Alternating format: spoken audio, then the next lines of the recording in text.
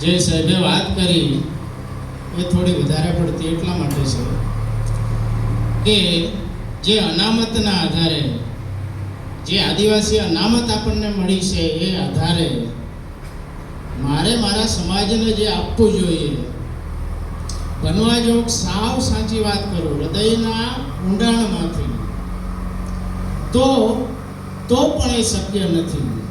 છતાં ફૂલ નહીં તો ફૂલની પાંખડી મારા સમાજે મને જે આપેલું છે એનાથી 10% જેટલું પણ મારા સમાજને આપી શકું એ ઈચ્છા, એક અપેક્ષા અને એક એવો ઊંડો વિચાર લઈને આપણી સૌની સામે ઊભો છું.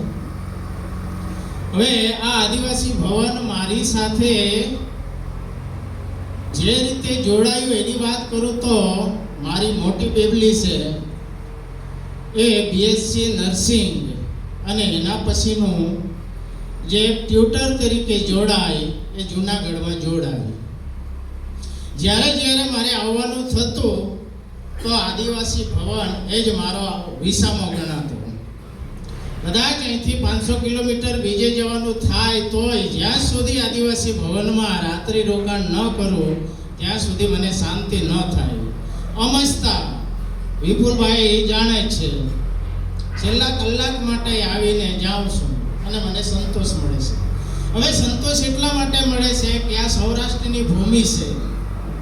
અપવાદ રૂપના આદિવાસી જેને કહેવાય 1.5% જેટલા આદિવાસી. હવે એવા આદિવાસીઓની વચ્ચે એને આપણે ગૌણ બાબત ગણીએ છીએ, પણ આપણા વિસ્તારમાંથી જે આદિવાસીઓ નોકરિયાત તરીકે અહીંયા જે વસવાટ કરે છે એમના પુરુષાર્થ થકી આ જે ભવન તૈયાર થયું છે એ તો ખરેખર પહેલામાં પહેલો આ વિચાર આવવો એ બિરસા મુંડાના વારસદારને જ આ વિચાર આવી શકે, એમાં કોઈ ના નથી ને શંકાને કોઈ સ્થાન નથી.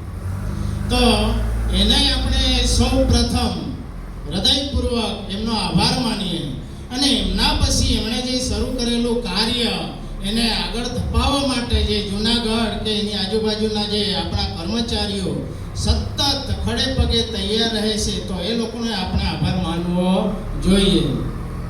તો બેબલીની વાત કરું તો એ આ રીતે જોડાય એટલે દર વખતે જ્યારે આવીએ ત્યારે અહીંયા જ રોકાતા. બીજી એક બેબલીની વાત કરું, જાણીએ અજાણીએ એક ઋણાનું બંધ જેને કહેવાય અથવા જે કાંઈક ડીએનએ મને ખેંચી લાવતું હોય કે મારા પરિવારને ખેંચી લાવતું હોય એમ ઘણું તોય ખોટું નથી. તો બીજી એક બેબલી છે જે અત્યારે મારી સાથે આવી છે. બનવા જોગ એનો નંબર એ અહીંયા જ મેડિકલ કોલેજમાં લાગે છે અને એ આશયથી પણ મારે વારંવાર આવવાનું થાય છે અને રાત્રિ રોકાણનો લાવો હું લઉં છું. હવે એટલા માટે આ વાત કરું કે આ લાગણી 187 કિલોમીટર અહીંથી મહુવા થાય છે. હવે એ અંતર એટલા માટે આવું છે કે 500 કિલોમીટર આપણે દૂરથી આવીએ છીએ, લગભગ 500, 600, 700 કિલોમીટર સુધીના અંતરે આપણે સૌ આપણા વિસ્તારમાંથી ગુજરાતની પૂર્વ પટ્ટીમાંથી આવીએ છીએ. તો આપણા માટે તો આ સારામાં સારું સ્થળ છે. કદાચ ધર્મમાં કોઈ વિશ્વાસ નથી છતાં પવિત્ર અને પાવન સ્થળ છે એમ કહું તો ખોટું નથી.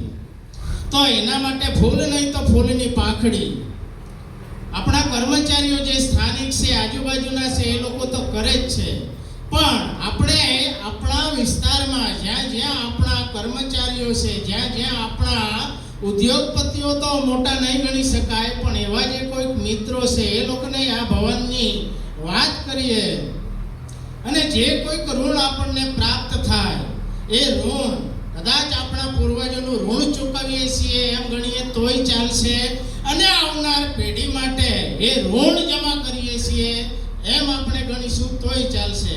તો ફૂલની પાંખડી તરીકે પણ આપણે જે કંઈક આપણું યથાયોગ્ય યથાશક્તિ યોગદાન આપી શકીએ તો એવું આર્થિક યોગદાન આપણે સૌ આપીએ એવી અપેક્ષા આ આદિવાસી ભવન તરફથી અને અખિલ ગુજરાત આદિવાસી સમાજ સૌરાષ્ટ્ર તરફથી પણ આપ સૌને એક વિનંતી કરું છું.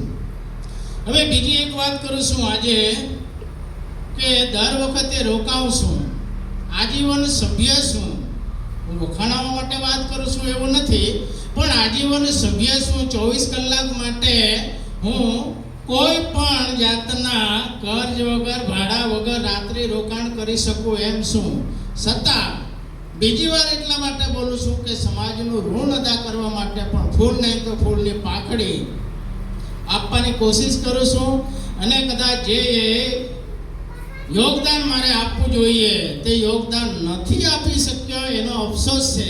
પરંતુ ભવિષ્યમાં એ યોગદાન પણ હું આપીશ એ વિશ્વાસ સાથે આ મારી વાતને પૂરી કરું છું. અને આ તબક્કે મને બોલવાની જે તક મળી તો એ બદલ આયોજક વતી આપ સૌને જય જોહાર, જય આદિવાસી.